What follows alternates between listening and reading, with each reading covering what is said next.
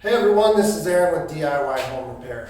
Today I'm at one of my rental properties. I'm going to be installing this Genie QuietLift 750 3/4 horsepower garage door opener.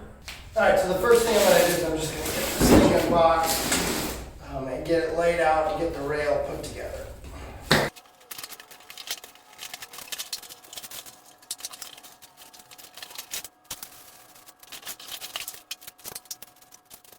Okay, so our first thing we're going to do here is we're going to just slide our pulley wheel in there. This is the end piece of the rail.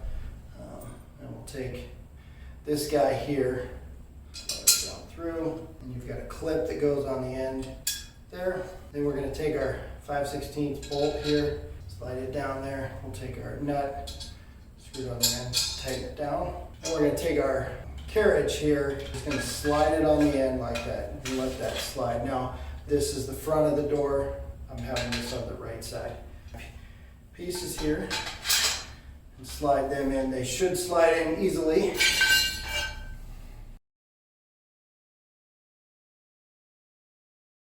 Okay, so next I'm just going to attach my rail to my motor here. So I'll go ahead and slip that on there. We're going to take our attachment here, slide down there. Now, this should slide over the top. You may have to twist this a little bit to get it to slide down in there. And then there's 4 holes here. I'm just going to take our 4 screws here and run those in. Now, I'm using my drill and I got these little socket adapters that'll just attach to any basic standard socket set. I'll put a link to these in the description. They're great, so I don't have to go out and buy a specialized socket adapter. So, then we'll just screw this in. Okay,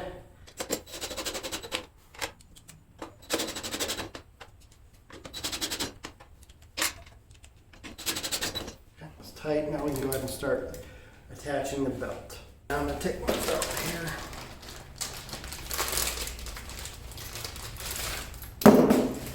Now, I'm going to start by just, these go to the inside, just feed it through this side here.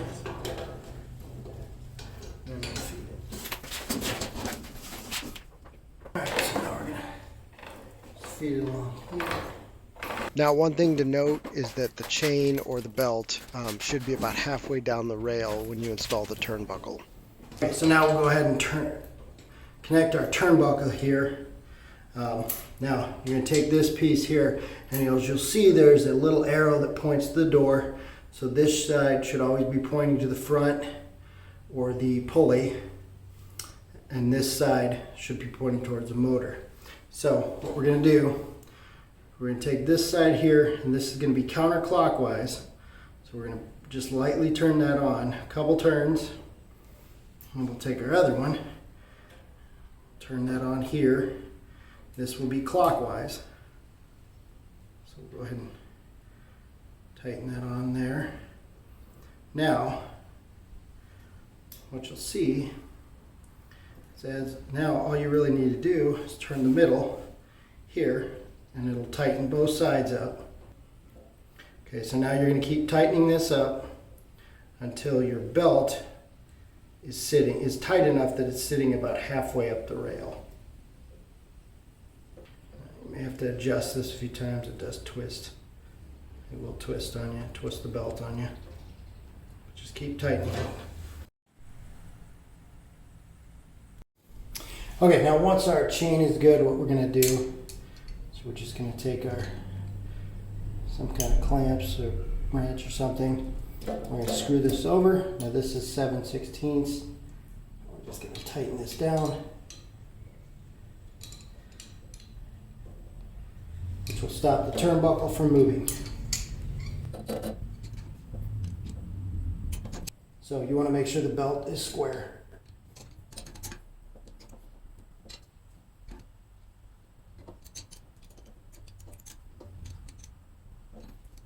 So next I'm going to install my belt retainer, and this is basically just going to go there, stop the belt from possibly falling off. And like I said, got I grabbed another socket here. We'll fit those screws very easy. Just pop that off. That goes on there.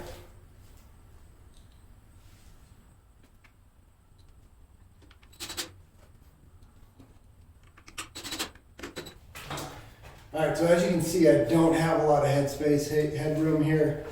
Put this in, so really, in a normal situation, I would be taking this up as high as it'll go. I'd be sticking my level under there, and I'd mark that.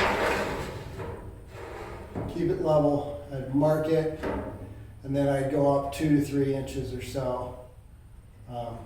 Actually, about 2 inches.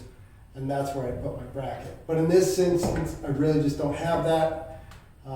So I'm going to put the bracket probably as close to the ceiling as I can. Alright, so as I said, this is tight, so I did have to modify this a little bit. Cut one of the ears off of it, just so that I could get it in as close as I can to center.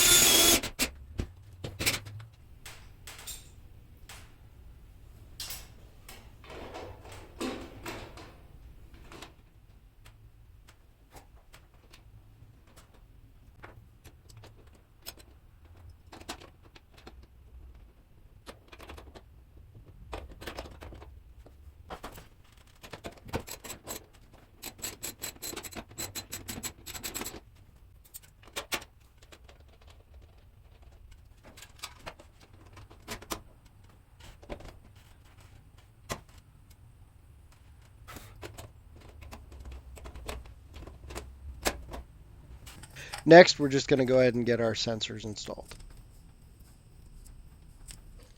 Now, when we install the sensors, we want to make sure that they are installed at the same height from the floor on either side of the door. Then we just need to make sure that they're pointing at each other.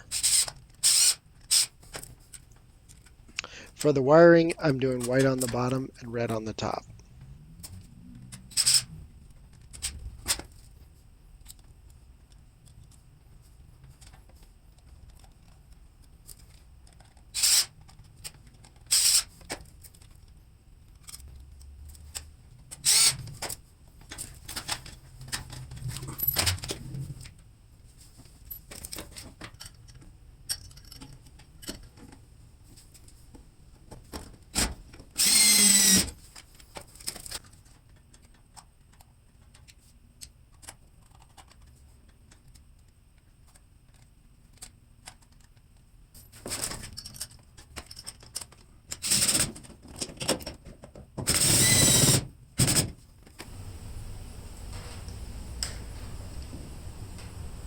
We're just going to push in, slide it in, that.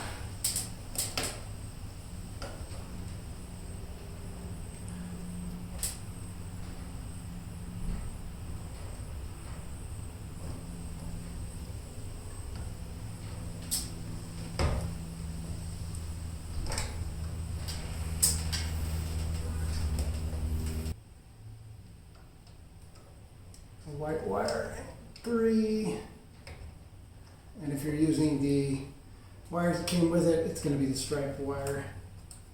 It's going to go in 4.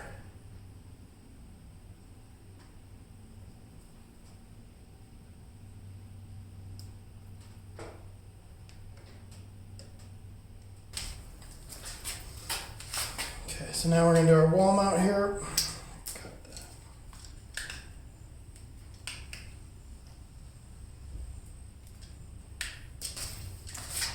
we're going to go white to white.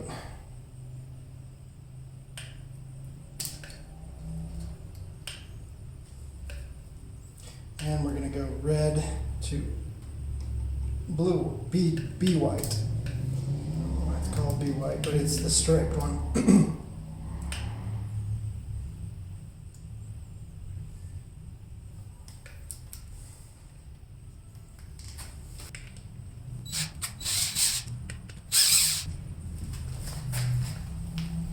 Okay, so our white is on the right and the BW is going to be on the left. So, white.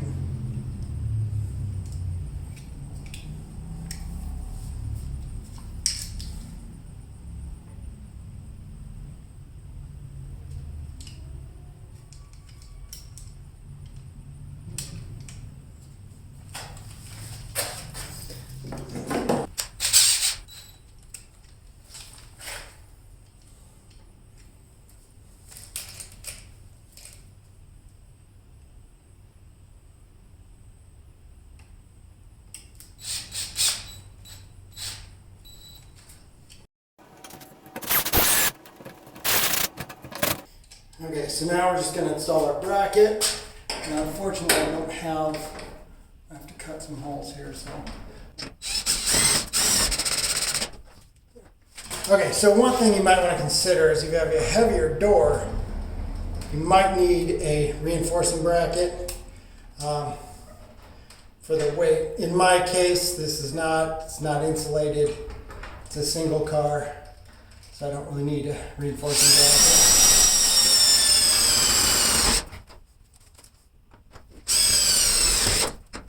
Alright, so now we're going to go ahead and connect our L bracket here. And that's just this thing.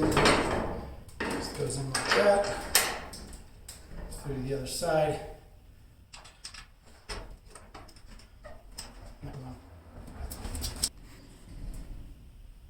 Alright, so now we're going to go ahead and program our door. So make sure you're plugged in here.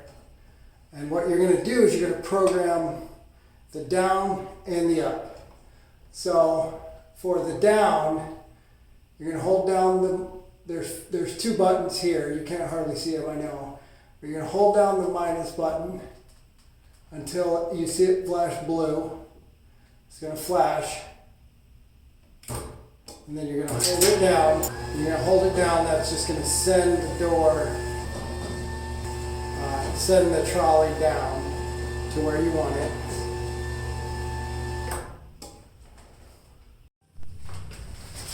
Now once you get it down there, you can hit the button once and it'll move it a little bit, and that's the minus. But if you hit the plus again, it'll move it back a little bit. So if you just overshoot your spot just a little bit, then you just head, then I'm going to walk down there, and put this up and just check where I'm at. And that looks good. I need to go down just a little bit more. So I hit the minus button one more time. Okay, that should be good. Now once you get it close to where you want, you actually want to slide it in there, but you actually have to move the trolley back just a little bit because it will not fit perfectly straight and won't line up directly with that. So I'm going to have to move the trolley down just a little bit. Alright, so now I'm going to take my bolt here, slide that and lock it in like that. And then you're going to hit the program button and that'll stop it. Alright, so to program it the other way, what we're going to do is we're going to hold down the plus button until you see the light flashing here. We're going to hold that down as we pull it back. Once we get it back to where we want, just going to hit the program button. It'll go blue. I'll be set. Alright, so next we're just going to install our keypad here. It opens up like this.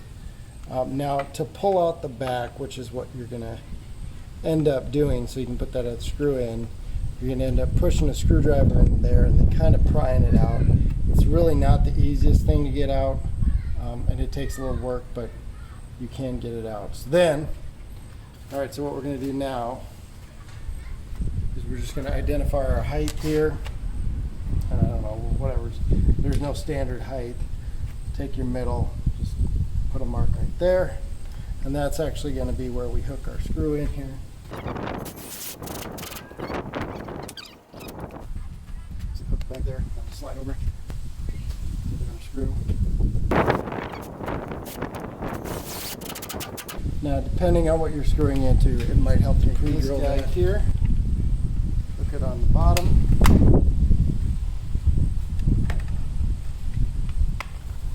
Snaps on like that.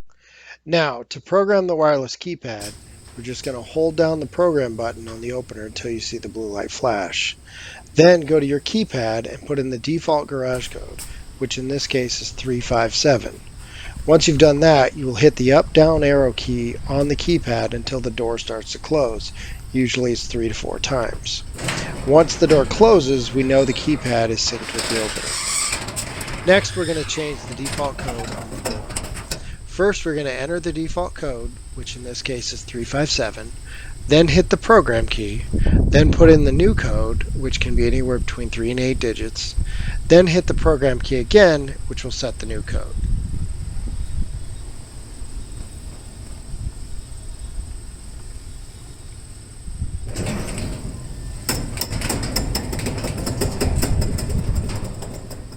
To reset the opener back to the default code, hold down the program and the up-down arrow key until you see the indicator light blink.